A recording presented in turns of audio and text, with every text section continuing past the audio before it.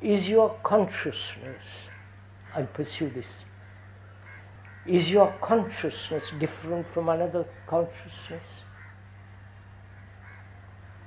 Have you ever asked that question? If you have not, please ask it now.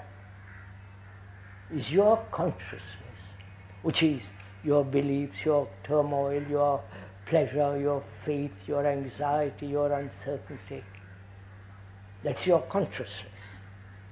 Add more to it. Is that different from another? Except along the borders, right? Frills. You may have more capacity than another,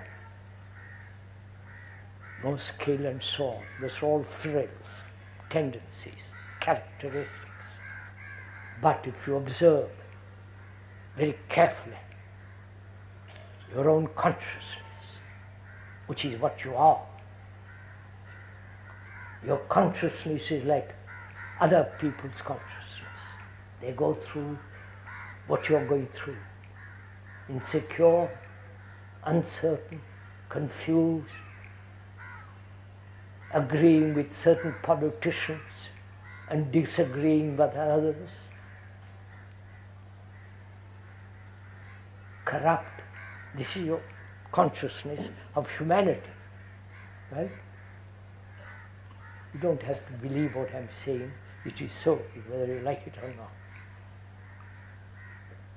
And that consciousness goes on, even our organism dies.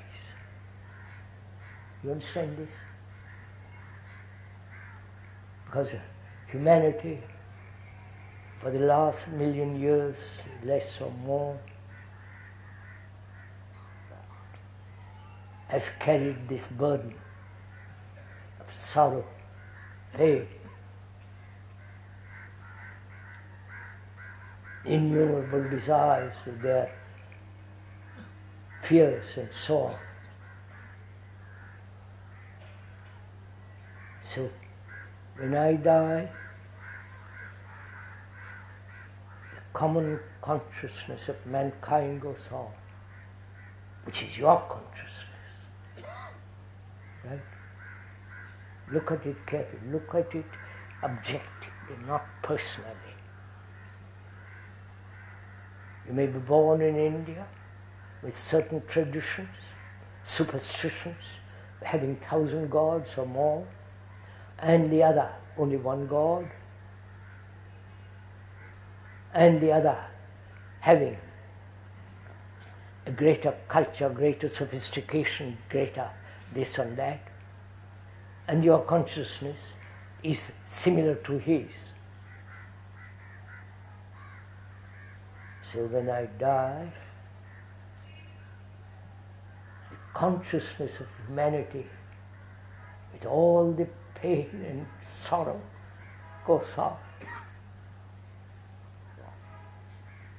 You don't realize the seriousness of this. And unless there are some who step out of this consciousness, you understand? Unless there are some who are totally selfless, totally free of all conditioning,